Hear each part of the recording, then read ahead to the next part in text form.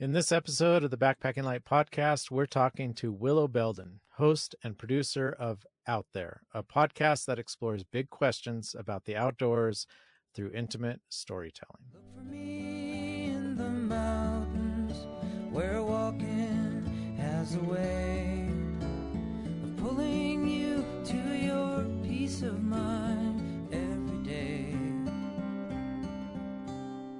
Welcome to the Backpacking Light podcast. I'm Andrew Marshall. And I'm Ryan Jordan. And in this episode, Ryan chats with Willow Belden, host of the Out There podcast. So likely you've heard of this podcast. It's been around for a while. If you haven't, you should go subscribe to it right now. It's awesome. Ryan, y'all got into some pretty interesting topics that I'm excited to share with our listeners. And I'm also excited to have a follow-up conversation with you after the interview. But first, I want to nerd out with you for a few minutes about a new fabric that is starting to pop up with our friends in the cottage industry, particularly with regards to packs and pack making. So let's talk about Ultra. Can you give us like a brief rundown on Ultra? Well, Ultra is the answer we've been waiting for to Dyneema composite fabrics. Not only because it is a competitive fabric in that it's made with it's a two-layer laminate construction. So the outer layer like DCF is an ultra high molecular weight polyethylene and polyester blend. So you've got this woven face fabric, and then on the inside you've got this 0.5 mil RUV film, and RUV is just basically an optically clear polyester film. It's PVC free, so it's not quite so environmentally toxic. And so the benefits of Ultra, similar to Dyneema, is that it's seam tapeable, it's incredibly strong, and it's lightweight for the strength it gives. And it's available in a variety of different weights, and it's generally available in much smaller quantities and much shorter lead times than Dyneema composite fabrics. And so not only are we going to see this fabric be made available to smaller cottage industry manufacturers, but we'll probably see pack makers who aren't using DCF now get into making packs with Ultra because it is more widely available. Yeah, this has a lot of really interesting ramifications to me. I mean, we've already seen there's already one major pack maker in the cottage space, Light AF, that just announced last week that they are dropping all of their DCF and going straight to Ultra. And I asked them about this, and basically their answer was exactly what you just said. Smaller lead times, smaller quantities available, and also these guys are just tired of working with the parent company that makes DCF. That basically what I was told, this is a direct quote that I have permission to use, is that if you're not Z-Packs or Hyperlight mountain gear, you might as well go jump off a bridge. Because you need to meet minimum volumes, yeah. and that's the issue with DCF, is that the way it's manufactured, it's an expensive manufacturing process, and so much of it is done sort of by hand, and it's difficult to purchase DCF if you are small time. And I remember when you and I first had our conversation about Ultra, and I asked you if you'd gotten your hands on any, and we were kind of talking about it, and your initial response was, oh, it's cool, but the performance benefits over DCF are marginal, right? And that was kind of our first conversation. And then our second conversation was, oh, this is going to have a pretty big impact on consumers being able to have packs that can at this level of performance because it's so much easier to get a hold of. That's right. And I will stick to my performance claim with the caveat that we don't understand how Ultra is going to perform over the long term yet. We do have quite a lot of data on Dyneema or Dyneema composite fabrics, and we know that it is a fabric that has a limited lifetime. And so it will be interesting to see, especially in a backpack, if Ultra can provide longevity where some blends of Dyneema composite fabric cannot. Awesome. I'm going to throw you a curveball here because this isn't in our notes, but I wanted to check in and get an update on a couple of the packs that you've been looking at in the last few months. I know you've been looking at the Atom Packs Nanu, and you've been looking at a, was it a Patagonia pack or what? I had an Arc'teryx Aerios 45. Arc'teryx. That's right, the Arc'teryx pack you were looking at. Updates on those two and any other interesting thing you've had your hands on lately? I think the Arc'teryx Aerios 45 is a truly fantastic pack. It is very comfortable. It has an aesthetic shape that I'm not a huge fan of. It's a very bulbous structure. But it's got this pseudo hybrid frame sheet in it that has some stiffened portions of the frame sheet. So it's not a true internal frame pack, but it performs like one. It carries weight really, really well. I love the roll top closure and the vertical side zipper, and the adjustability of the harness is fairly wide ranging, and you can really dial it in. It's an incredibly comfortable backpack. Surprisingly, for an Arc'teryx product, it's relatively inexpensive. I think it comes in under $300. And the fabric is terrific. It's light, it's waterproof, it's abrasion resistant. I put the pack through its ringer, and it has performed well. But again, this is a pack for low density loads. So it's big enough that if you try to fill this with high density gear, you will overwhelm it, because it is a deep pack, and you'll tend to like if you were to fill it up with climbing gear, you're eventually going to overwhelm the lightweight frame system that's in it. And I know, we talked about the Atom Packs Nanu on the podcast once before. I think you had just gotten it. You were initially very impressed by it. Further thoughts? I wear it every day. It is my primary day hiking pack. I have crammed in a bivy kit into it, so it does double duty as a quick overnight pack in mild temperatures. But the durability is where I'm really impressed. This is a fairly heavyweight fabric, something that you just don't see in ultralight packs. Now, this is a frameless pack. It's small volume. This added durability is not going to matter a whole bunch to somebody who is worried about lightening up their pack, because the pack is so small, and you're not going to carry a heavy kit in this anyways. So it has all the features of a standard size sort of Thru-hiking pack in terms of 2 side stretch pockets and 1 rear stretch pocket. It's got a bungee on the rear, a roll top closure, and a top strap. So it has all these features of a big pack, but just very small volume for day hiking, and it's proven to be an outstanding performer. I've been wearing it all winter. And it's got that laptop sleeve in it, so it also has a lot of crossover appeal, I think, to people who are on their bikes commuting or traveling, or sort of the I don't know, maybe multi-sport travel, like you're taking a backpack, through Europe or something like that. That is the feature that appealed to me initially with this pack, and now that bike commuting season is here, I'll be checking it out as a commuting pack as well. Awesome. All right, well, let's jump into our interview. You and Willow actually go back. Do you want to maybe introduce her and talk about maybe how you met her and how this came to be? You bet. Willow, Belden, and I both lived in Laramie, Wyoming, for the past 5 or 6 years, and we met her when she had just started the podcast, or she maybe just before she started it, and she was working at the local outdoor shop that we would frequent, and that's how we got to know her.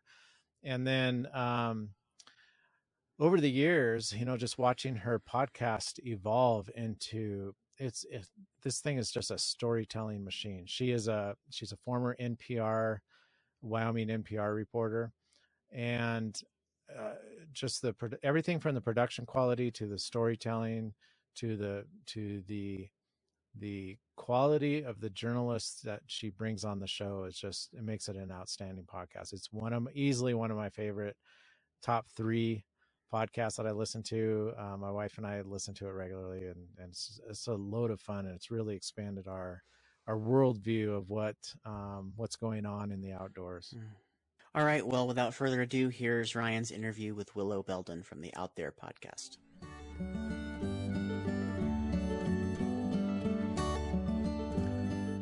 All right, everybody, I'd like to introduce to you Willow Belden with the Out There podcast. Willow, thanks for joining Backpacking Light today.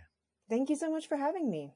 So let's start off with a little bit of your background. You started out in public radio, so tell us about that and kind of give us an idea of how you transitioned from public radio into podcasting. Yeah, I worked in public radio for a few years. I had sort of grown up listening to NPR. I was subjected to it.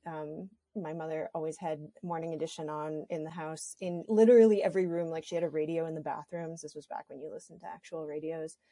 And so I don't know, I guess I just always thought, wow, it would be really cool to work for public radio. So I kind of worked toward that, went to grad school for journalism with a focus on radio, and got a job right after grad school at Wyoming Public Radio. And I was from the East Coast. I didn't know anything really about Wyoming, but decided I'd go out there and see what it was like. And it was the job that I thought I wanted. It was a great station. I really loved my colleagues. I had a lot of autonomy to chase stories that I was interested in. I felt like my work was meaningful and that it mattered and all of that. So it was sort of all these things that you're supposed to have in a job, but I didn't love it quite as much as I wanted to. It was it's a lot of stress. I mean, it's a very high, fast-paced job because, you know, if you're producing stories for the radio and your deadline is 4 p.m., it can't be 4:01, you know, because you're on the air. Other people seemed to love it more than I did. And I kind of thought, well, I want a job where you get out of bed every morning and you're just really excited to do it. And I didn't feel like I quite had that. And people would always say, well, what would you rather be doing? And I said, well, if I knew that, I would be doing it already. And around that time, my book club read Wild by Cheryl Strayed, which at the time was quite new. Of course, now everybody knows about it, but it was quite new at the time. And I read this book, and I remember I started it just like reading in bed one night, and I must have stayed up for hours and hours, just like bawling my way through those first few chapters, because I was like, yes, this is what I want to do. I need to get away from everything for a little while and reset and just figure out what's next. For some reason it just seemed very viscerally right. And I said, okay, I want to do a through hike. I want to go backpacking. And this was a little bit unexpected because I had never been backpacking. So at that point, so this was all very new to me. And I wasn't sure if I could do it. I mean, I didn't know how to go backpacking. I did day hikes, but I had never gone overnight. But it just felt very viscerally right. And so I said, well, okay, I'm going to make this happen. And of course, it all sounds very easy after the fact. It probably took me a whole year to actually work up the guts to quit my job and say, bye guys, I'm, going to leave this great job to go walk around in the woods. But I did it. And because I was new to it, I didn't quite trust myself to do one of the really long through hikes. So I said, okay, well, let me start with the Colorado Trail. It's about 500 miles. It's close to where I live in Wyoming. So logistically, that'll be easy. And let's see how it goes. And so I did. I set off and did the Colorado Trail. And after coming back from that was when I decided to start Out There podcast, but I'm sure we'll get to more of that later. For sure. We'll circle around and talk about the podcast quite a bit. The transition from reading this book, and I have to comment on the book Wild, because we've identified a variety of different audience segments for us. We actually have an audience segment that is defined as women who've read Wild and then want to start backpacking. I kid you not. It's a legitimate cohort of a substantial number of people. Well, And I'm so, definitely that person. yeah, you are. And the thing that strikes me, especially with people who connect to nature in a book and then decide to make this visceral, highly motivated action plan to go through hike or learn backpacking. What did you do to go from ground zero, I've never been backpacking, to I'm going to go hike a 500-mile trail? Mostly I read a lot of books and blogs and things. I've always been one of those people who like does my research very thoroughly. I make lists, I plan things. I am not somebody who just sort of flies by the seat of her pants. So I have a whole shelf full of books about how to through hike, essentially. And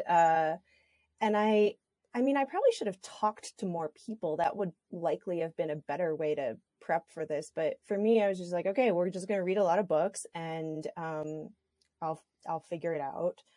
And I mean, I was already. Are you an introvert?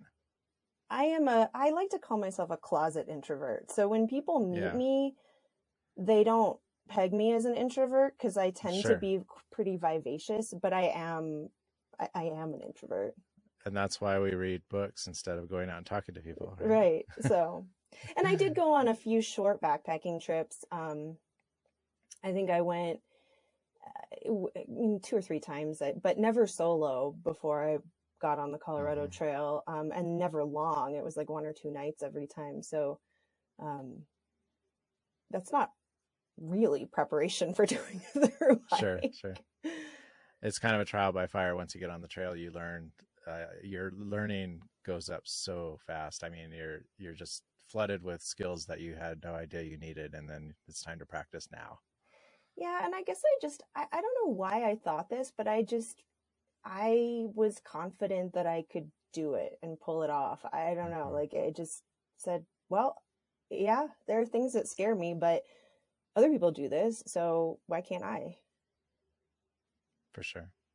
You focus a lot on social issues in your podcast, and especially women's issues. And I want to know what it was like for you, especially coming into this with less experience, being a solo through hiker and female.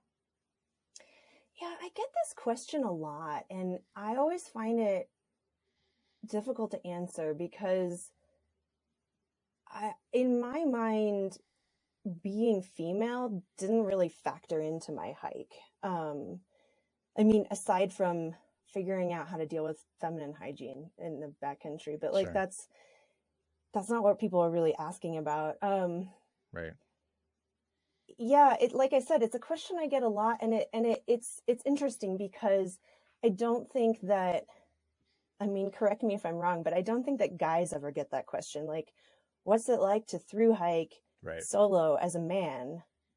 Like, I don't know. It just doesn't, like, the things that you're up against on a through hike really are not gender specific. I mean, the things that are hard are getting blisters on your feet and having it be really painful to walk all the time, or like getting caught in hailstorms and having all your gear get soaked, or, you know, it's just like not, I don't know. It doesn't, they're not specific to women, I think. And certainly for me, I never thought about like, oh, what's this going to be like as a woman to do a through hike? I thought about what is it going to be like as somebody who doesn't know anything about backpacking. Sure. But I'm wondering if there are cultural and regional differences. I've asked other women this question, and their answers often depend on where they're hiking. So I get a very different answer from somebody who is hiking, you know, the mountains of Southeast Appalachia versus the Colorado Trail versus northern Montana, where it's incredibly remote and there's nothing out there but a handful of pickup trucks that are, occasionally willing to give you a ride to somewhere. And I wonder if the Colorado Trail, based on its popularity and closeness to population centers and whatnot, if that has an impact or not. I mean, it might. I think it seems like the people that I've talked to who have concerns about backpacking solo as a woman, it often comes down to these sort of visceral fears that are maybe not really grounded in actual risks. Right. Because I think there's this idea of like, oh, I'm going to be alone out in the woods and vulnerable in my tent. Right. And I don't know, I think I'm a lot more at risk walking around the streets of, downtown wherever than I am out in the woods. I mean, if you're some creep and you're looking for somebody to rape, like, why would you hike 50 miles into the backcountry to find somebody? It just doesn't. That's exactly right. It doesn't make sense. And I don't want to downplay. I mean, I know there have been some instances of violence on long trails, but they're very, very rare. I mean, most of the people who are out there are other backpackers, Right. Yeah. And most of them have been, the best known ones have been on the Appalachian Trail. There's been a few cases of harassment on the PCT. But for the most part, they have been fairly close to population centers. I bring this up not to try to tease out something that's not there, but to provide some insight for the women who are listening to this episode and who may have these fears. And so I'm just trying to provide some sense of reassurance to them and some way to empower them to get out there and hike the trail, whether they have a partner or not. Yeah, for sure. And I would say, I mean, I think the thing that maybe that I was most worried about going into this was hitchhiking into towns to resupply. Because you're not dealing with other backpackers, you're hitchhiking. And I don't know, I mean, it was instilled into me from a very young age that you shouldn't hitchhike because it's dangerous and you might get murdered or, whatever. Right. And I think, so I was worried about that. It turned out to be fine. It could have not been fine. And I don't have a very good rule of thumb for how to be safe hitchhiking other than try and trust your gut. And if something doesn't feel right, don't do it. I mean, there were things that I had planned to do where I said, oh, well, before I get into somebody's car, I'm going to send a text to somebody and say, hey, I'm about to hitchhike. If you don't hear from me in half an hour, this is where I was. And this is where I was headed. But the reality is most of the time you don't have service at these places that you're trying to hitchhike from. So that just wasn't really an option. So I just had to, kind of trust my instincts, and it always turned out to be fine. Yeah, I had some friends come visit from the East Coast, so we took them to Yellowstone to go backpacking, and we were driving along one of the Park Service roads, and there was a fellow hitchhiking, and he had a big scraggly beard and a backpack on, and he was carrying a hatchet.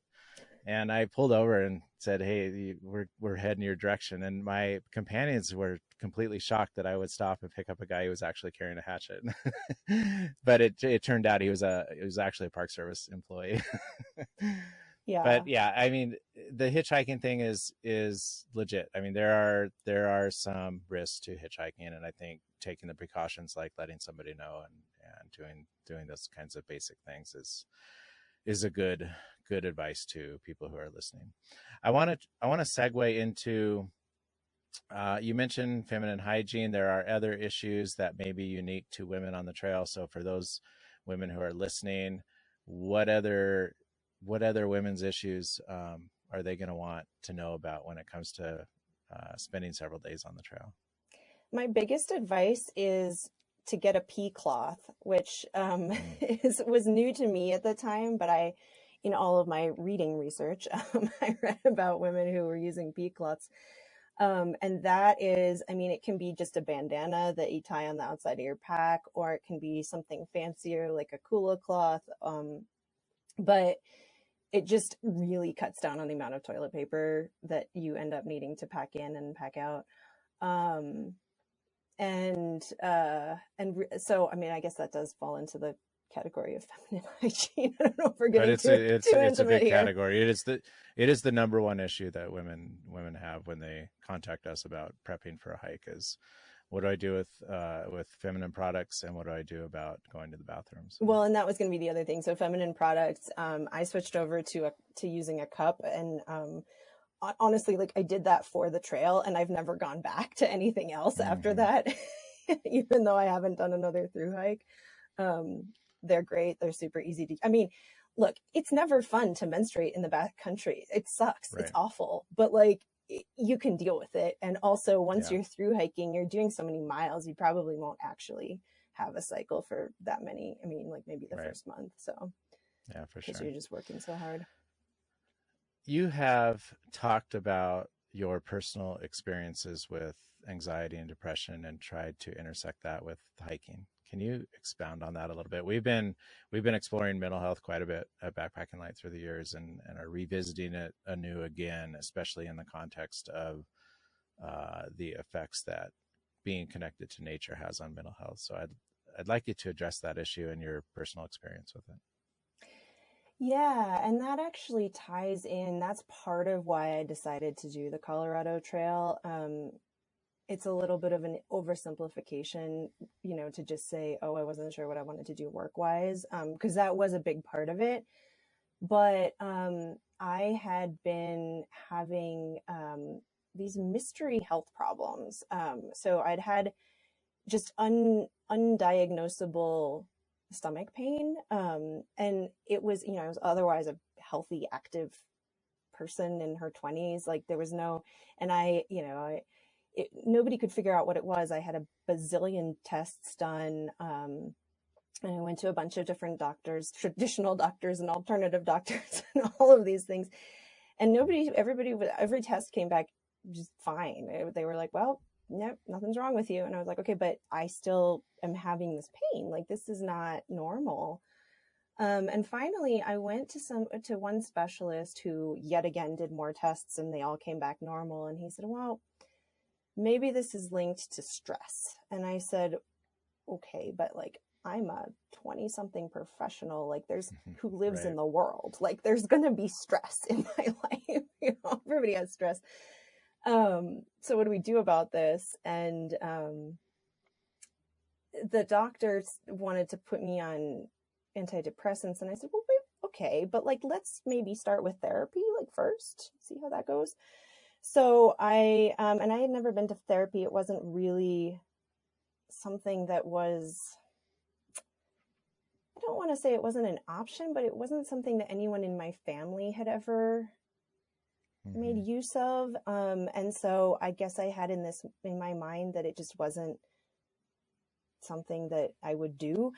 But faced with this, where I had these very real physical problems that weren't going away with anything else, I said, okay, well, if this is maybe linked to mental health issues, like let's go see a therapist. And I ended up finding a wonderful therapist, who said, yeah, like it's like there were a lot of things going on at the time. I mean, my mother had passed away from cancer a few years earlier, so there was a bunch of lingering grief that I had never really taken the time to process properly.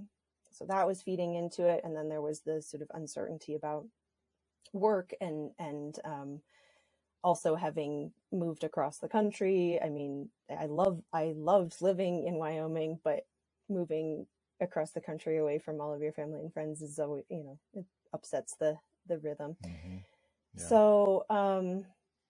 So there were a lot of things, and the therapist was like, yeah, this really could be causing physical problems. That's a real thing, that mental health stuff can lead to physical issues. And she was very supportive. Like when I finally floated the idea of quitting my job and going backpacking,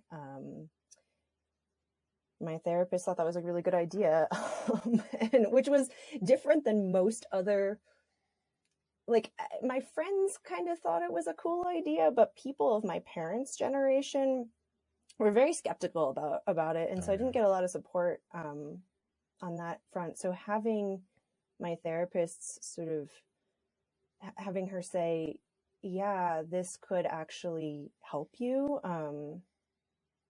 I don't know, kind of gave me the green light to go for it. And I will say that like the health issues went away, and they didn't come back. So, and the only things that I have to attribute that to are a combination of therapy and doing a through hike, because there wasn't anything else that I changed.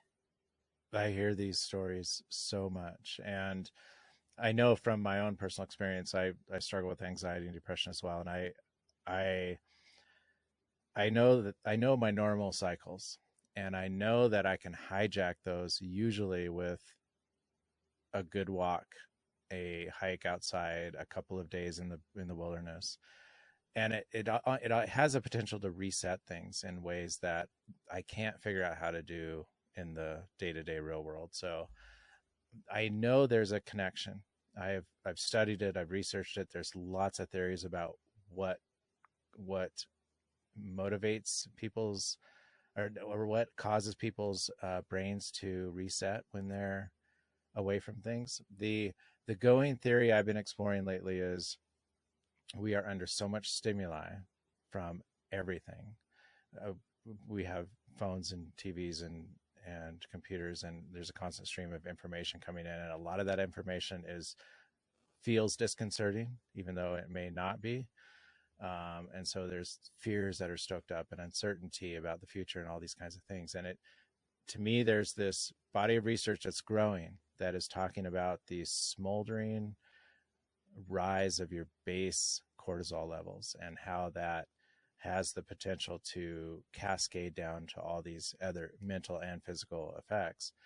And the one constant in nature research that I've been finding is spending extended times in natural areas causes that cortisol to go down. They don't know exactly why. They can measure the effects as simple as looking out the window and seeing a tree in your yard.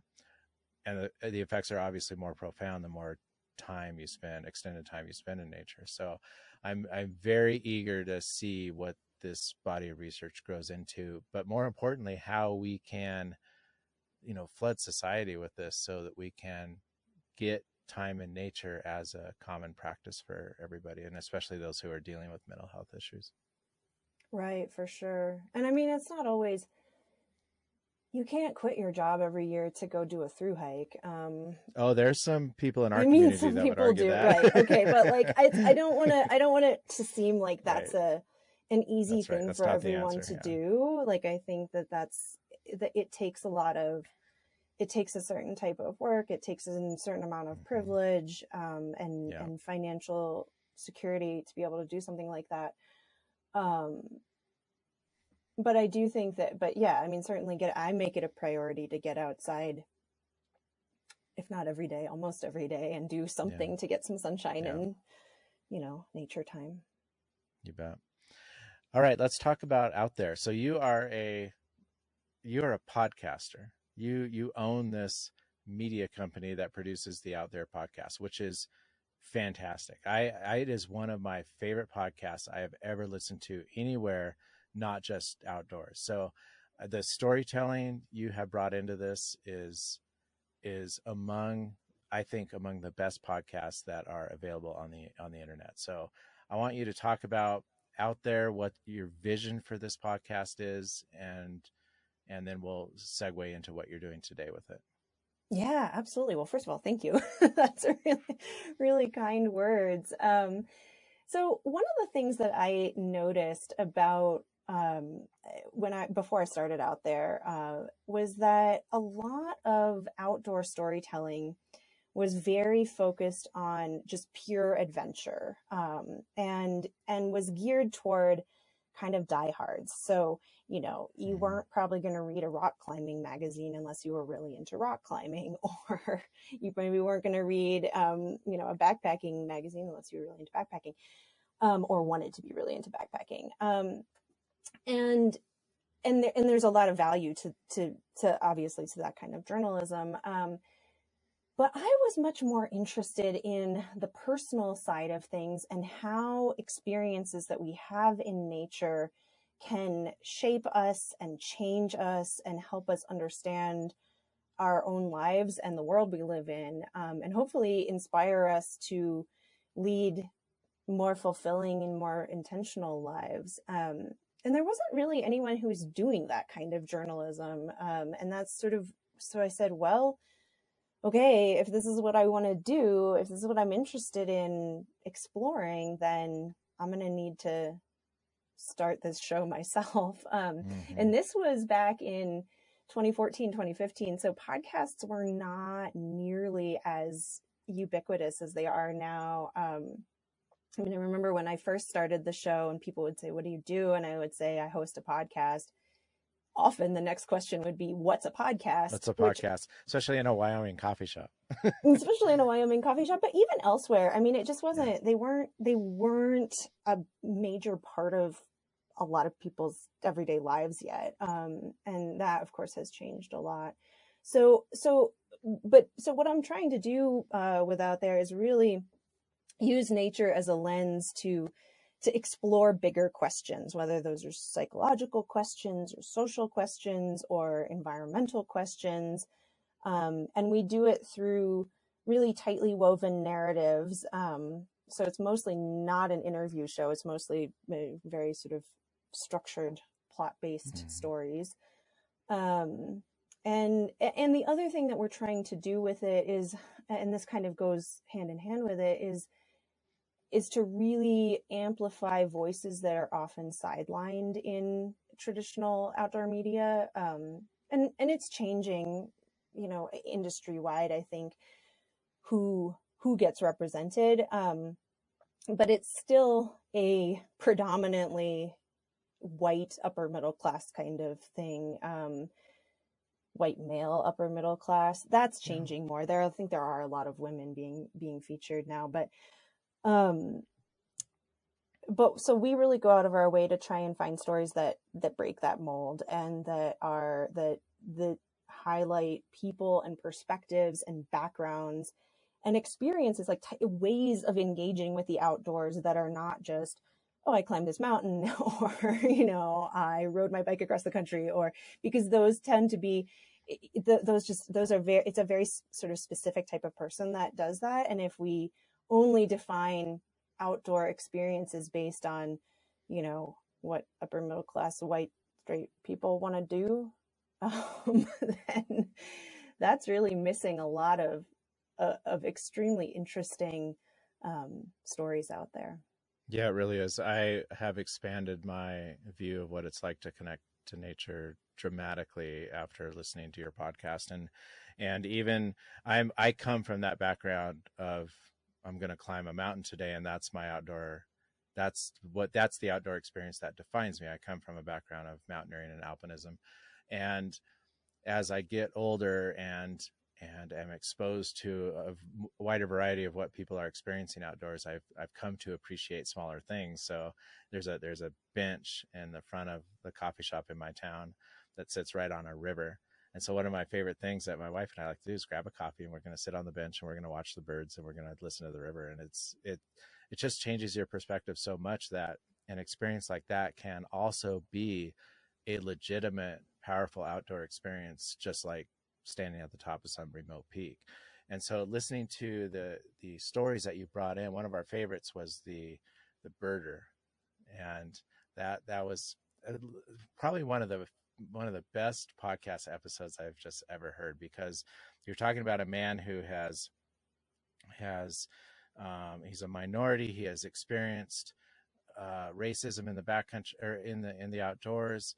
He has this powerful drive and motivation to connect to nature, but there's this other stuff going on. And I love those stories because I think we all have them to some extent, but sometimes we don't see the breadth of experience that other people are having. I think being exposed to that is always good for all of us. It challenges us and motivates us to be a little more humble and open our minds to what's out there. So I've appreciated that with your show. One of the things too is that I think it's really important to have those stories where we do go into the issues and the challenges that, you know, for example, the story that you brought up where the main character is a Black man, and there are all these elements of racism that follow him into the woods when he's just trying to go birding, like anyone else. And I think it's important to have those stories.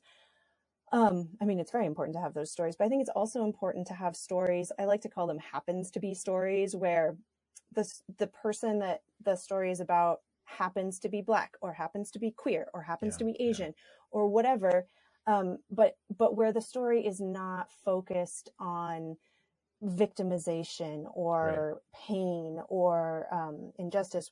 Because I think one of the things that is really helpful, to people who are listening, is to see that, well, you can also have these experiences where, like, yes, those are still going to be part of your life. You're not going to be a Black person and not have experienced racism in the US. That doesn't exist, but you can still experience joy, and you can still have an encounter outdoors that is where that's not in the forefront, where something else is in the forefront. And we had a story just recently about this woman who had gotten addicted to her smartphone, just like she's always on her phone.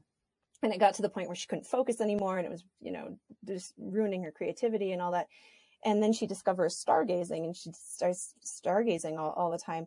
And this woman is an Asian immigrant, and she, but the story isn't about that at all. And I love that. Like, it's just, I think it's I don't know, like I said, I think it's really important to have those stories too. I agree. I think anything we can do to encourage people to, open their worldview a little bit and realize that there's a lot of people enjoying the outdoors in different ways. And that's a really good thing for society as a whole, I think. What have been the biggest setbacks and challenges to, I know you faced an uphill battle getting this thing off the ground, but what are your biggest challenges in doing a podcast full time? Growth and money. It's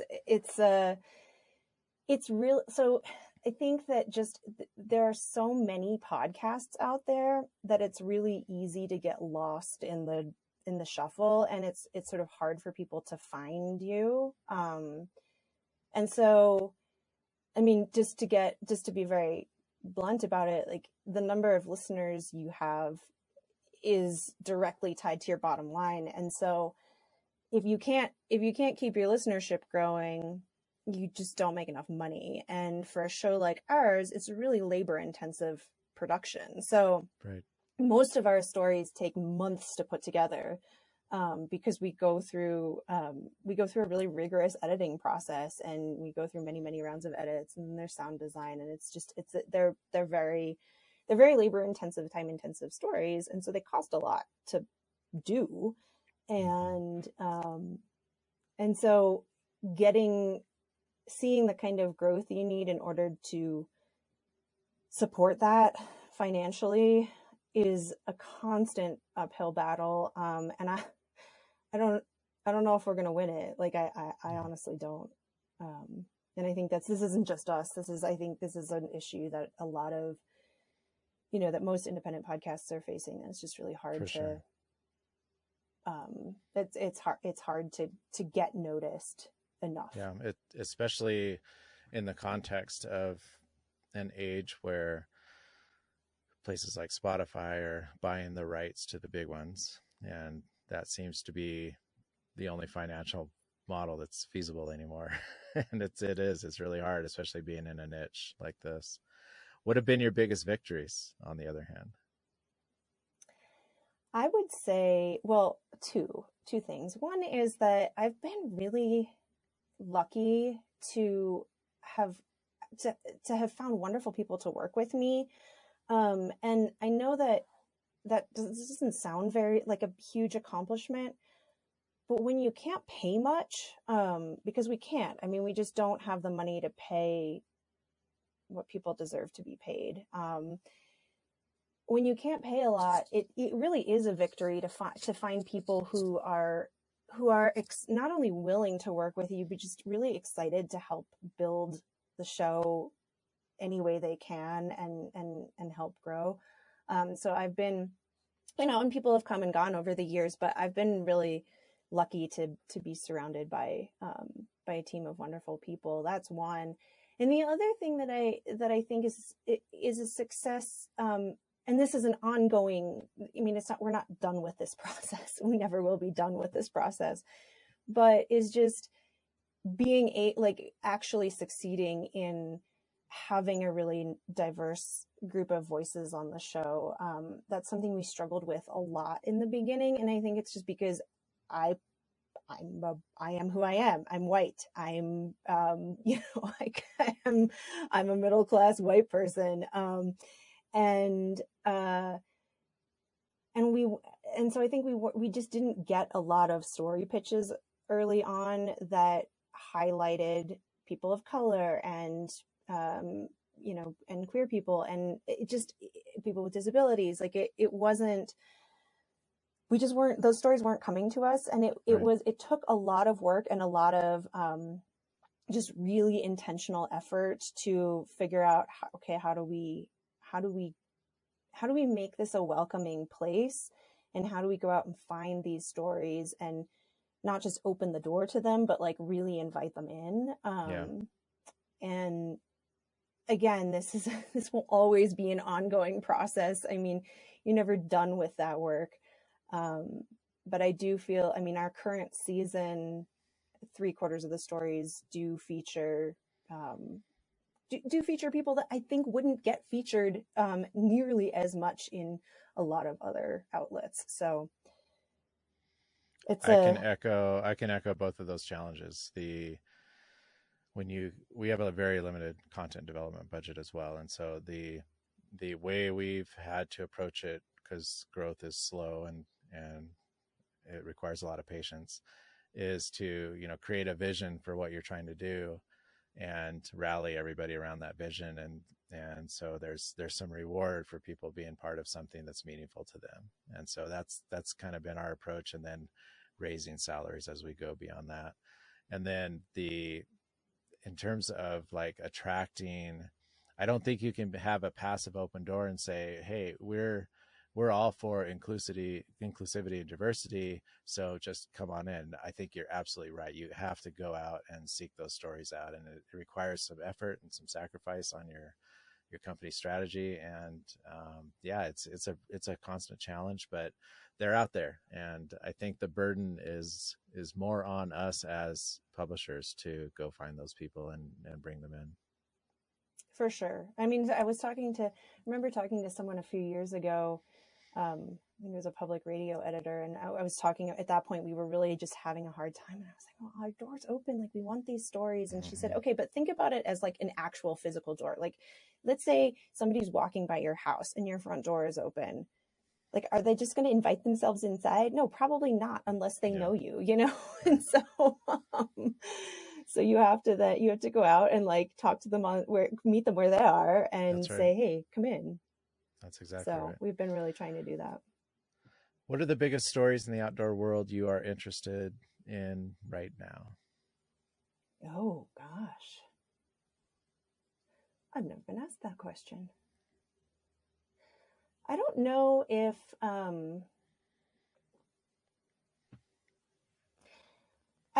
I can answer that question, because I think that the stories that I'm most interested in are the ones that I kind of haven't heard about yet. Mm-hmm. I'm always like, when somebody pitches us a story and it's something that I hadn't really ever considered, that's always super intriguing to me. Yeah. And that's kind of what it's like. Oh gosh, well, I didn't know that, or I had never looked at that way. So I think it's the stories that I haven't heard about yet that I am most intrigued in pursuing. I love that. I struggle with that, because I have this idea in my head of what I want to publish in the next year, but I'm always most surprised and delighted by what's not on that content calendar, that someone says, hey, let's try this. So I can connect to that. That's really good. Well, is there anything that you would like to tell our listeners that we haven't talked about yet? I I don't think so. I think you asked some really great questions. What is your message to the women who are listening right now that may have just finished Wild and are thinking about going hiking? Go do it. Yeah. I mean, if it feels like the right thing to do, just do it. I mean, do your homework, right? Like prepare. You don't want to go into the backcountry totally clueless, but I think often there's this. I mean, it gets to what we were talking about earlier, that there's this sort of general fear, and I see this particularly amongst women, some men and some non-binary individuals as well, but there's this sort of like nebulous fear of like, oh, it's going to be dangerous and scary. And yeah, I mean, things will be scary sometimes, but most of the time not. Like most of the time your biggest problems are going to be like, oh, the mosquitoes are really bad today, or something like that, or like, I'm tired of eating freeze-dried food or something. But yeah, just go do it. I mean, I still like it's been now 7 or 8 years since I did the Colorado Trail, and I would still say that it is probably the single best thing I've ever done for myself. That's so cool. I love that. Where can we find your podcast, and where can we follow you online? Out There is at outtherepodcast.com, and we are on Instagram and Facebook at Out There Podcast. And people can listen to the show anywhere that you listen to podcasts. So Apple Podcasts, Spotify, Stitcher, Google, all of the Great. places. Wherever they're right. listening to your show, Yes. they can listen to us. That's right. All right, everybody. This has been a conversation with Willow Belden. Willow, thank you so much for joining us today. I really appreciate you spending time with us, and I really appreciate what you brought to our community through your podcast. Well, thank you so much for having me, and thank you very much for the kind words.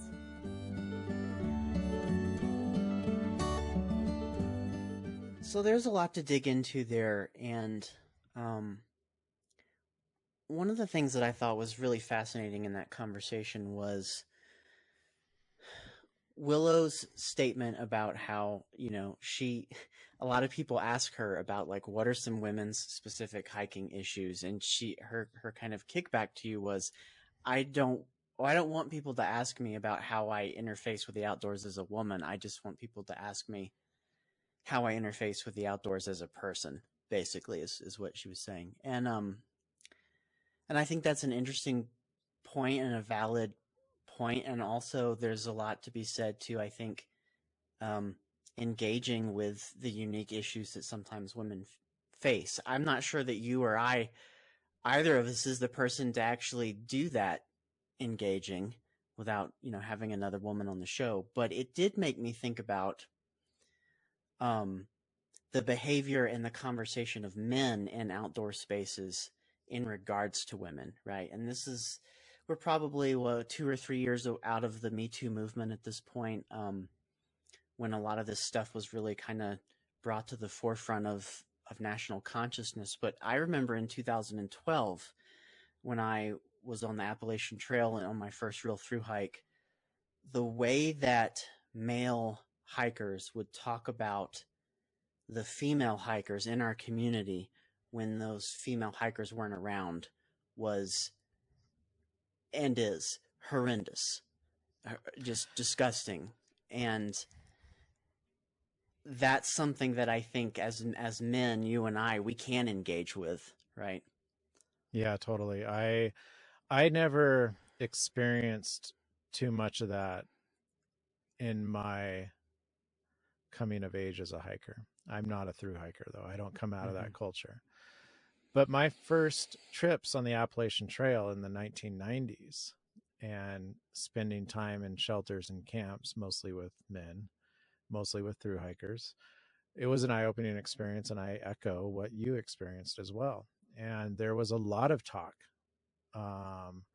about female hikers, and it tended to err on the side of disrespect, especially among the younger thru hikers. I Mm-hmm. didn't see this too much with older thru hikers, but I will say that there's a few dirty old men on the trail as well too. So that was a little bit disturbing to me, because I've always grown up in a very progressive culture and family and work environment when I worked at the university and whatnot. And so this was actually a pretty new experience for me at the age of 30 to 40.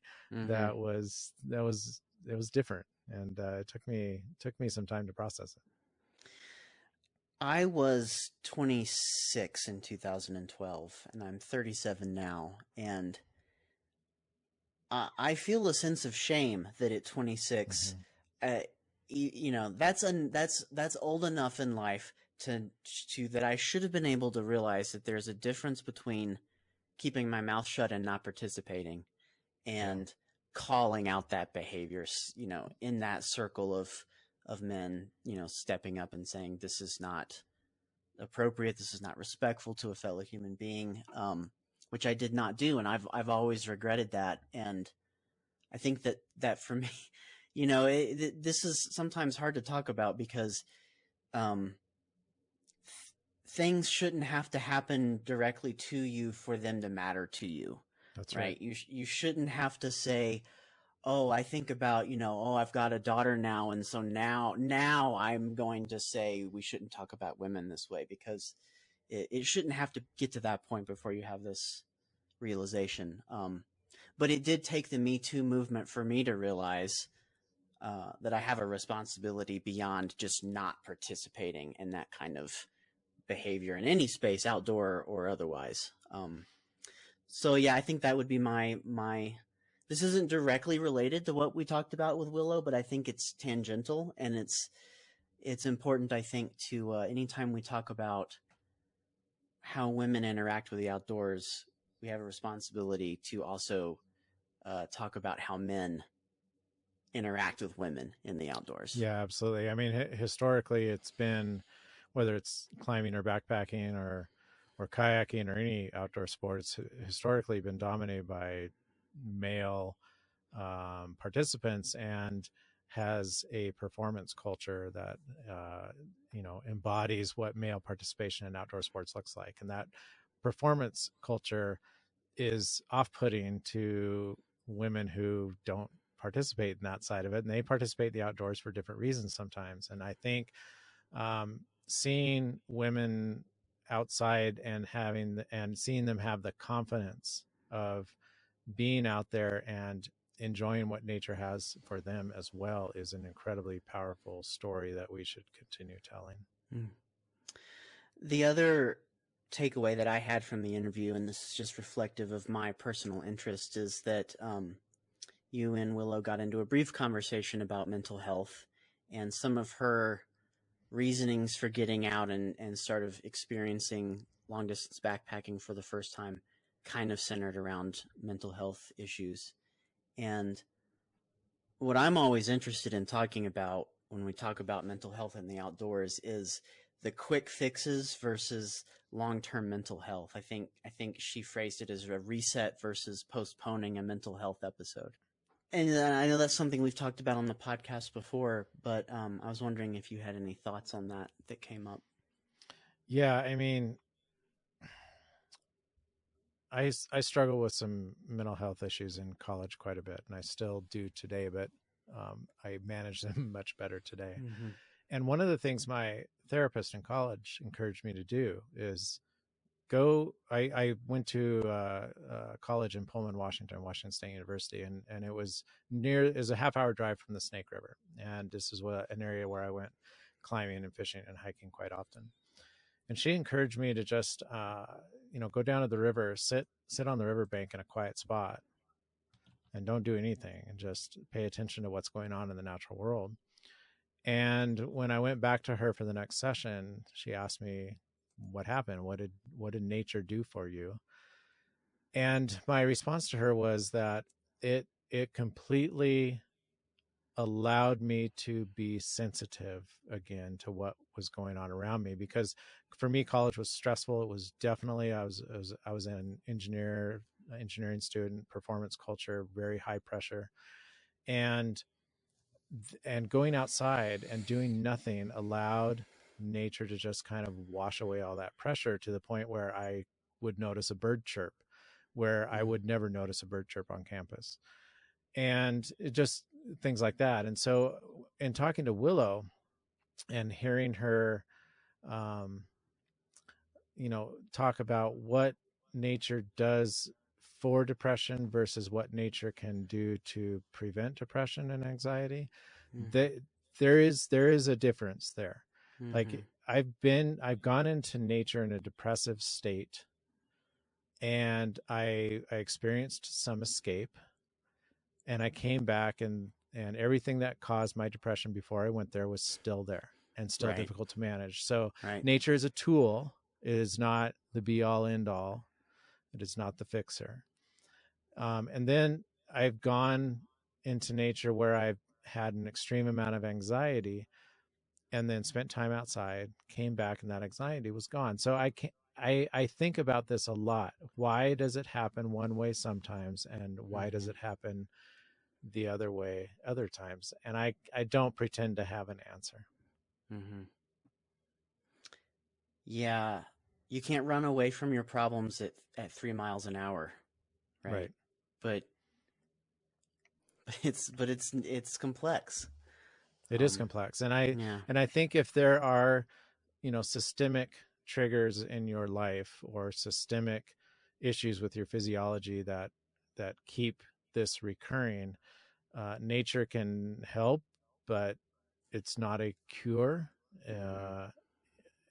The other thing is, when nature really helps me is when I get so overwhelmed with just busyness and life and the normal day-to-day things. If I go spend some time outside, preferably in an extended period of time outside, and come back, I have an easier time sorting out my priorities, how to spend my time, how to focus. And in that respect, being outside kind of recenters me. If I'm depressed because of some other systemic behavioral or physiological issue, nature has a little more difficult time sorting that out. So right. Yeah. And that's interesting for me, because I'm both of those things.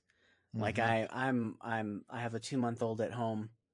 I am at home right now. I have a 2-month-old here at home, and the normal work pressures that anybody in our society has, and also I have physiological, things happening with me, and I would echo you that I feel varying levels of relief, sort of at the same time, in interesting ways. I've been keeping track lately through my Whoop app with how much time daily I spend outside, and trying to correlate that to how I feel over long periods of time. I haven't collected enough data yet to really say anything concrete, probably, that I don't already know, in my head anyway. But I am interested to see if I can correlate what I already know to be true based on how I feel with what kind of shows up on paper. Right. We live in a multi-family condo unit now. So there's 8 families in our building. And this is the first time I've lived in a multi-family dwelling since I was, a young adult. And we live upstairs, and so I have to take the dog downstairs to go to the bathroom. And it's amazing how much anxiety I had over this issue before we moved in, because I thought, oh man, I'm going to have to go up and down the stairs with the dog. I'm going to have to go outside several times a day and have my work interrupted and all this kind of stuff. It is one of the most rewarding things to walk the dog downstairs and go outside and let her go to the bathroom and just enjoy the sun on my face and the wind and see the mountains. And it is done the opposite of what I expected it to do. And I actually kind of relish those little moments now. Interesting. All right. Well, let's move on to our next segment. I want to talk about a couple of things that are coming up at Backpacking Light. We talked about packs a little bit at the top of the show. We have two things that we are doing that also center around backpacks, and the first is the backpacking trailhead. You want to fill us in on that a little bit? Yeah, so trailheads are a new feature that we are building at Backpacking Light. They are designed to be curated gateways into thematic collections of content at the site. We've got 2,500 plus articles. We've got 1 million forum posts and a couple 100,000 forum threads, and all this education and podcasts and everything else. And so if someone is coming to the site and wants to learn about something, they can go into the search engine, and that will provide them with a quick fix into a variety of pieces of content. But we were looking for something more curated. And so we came up with the concept of a trailhead, which is an article that takes a theme, in this case, it's backpacks, and breaks it down for someone who wants to learn about backpacking backpacks. And so we have the trailhead is separated into a variety of logical sub themes, and then underneath those sub themes we have some narrative, and we have links to kind of the cornerstone pieces of content at Backpacking Light that will help train them on becoming a master at talking about backpacks and learning about backpacks. So that's the goal behind the trailheads. Our first one was on minimalist footwear that we published this fall. We're doing backpacks now, and we have a whole bunch more on the calendar coming up in 2022. What I like about trailheads is if you read a review, even a performance review, it's one person's opinion. That's right. Even if it's an expert opinion. Mm-hmm. Our trailheads are chances for 2 or 3 or 4 people to kind of all put their wisdom and experience and their breadth of knowledge into one piece, and then send you out into our article library for further research. And I just think it's a really cool concept. It is. I like it too. And it's been a joy collaborating with various staff members on putting these together. It's been a lot of fun. So another piece of backpacking related content that we have coming up is the backpacking member Q&A. We've talked about Q&As a lot on the podcast. Probably no need to rehash it, but you can give us a brief rundown on what you might be talking about. You bet. We're going to talk about 3 categories of packs, and we're going to look at ultralight packs, load haulers, which are packs that are designed to carry heavy weight and large volumes of gear, and then the kind of in between stuff that most of us use most of the time. We'll talk about design elements and fabrics and internal versus external versus frameless packs, and take a look at some of the skills that go into using a backpack, such as organizing your gear or packing your pack and things like that. So we're going to hit the high points of what backpacks are, what to look for if you're shopping for one, and how to use them effectively. Awesome. And then the last thing I want to highlight is we have another masterclass coming up. These are kind of cornerstone pieces of education for us. So fill us in a little on what this one's going to be about. Well, by the time this episode airs, hopefully we have released this masterclass, and it's the title is How to Use Gaia GPS, which is a software app that exists on desktop and mobile.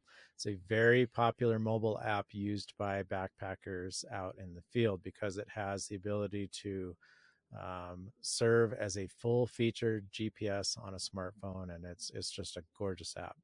It is so rich and so deep in terms of its power, although it has a very easy to use user interface. And so the goal of the masterclass is to provide 3 levels of usage guidelines for people who are new to Gaia.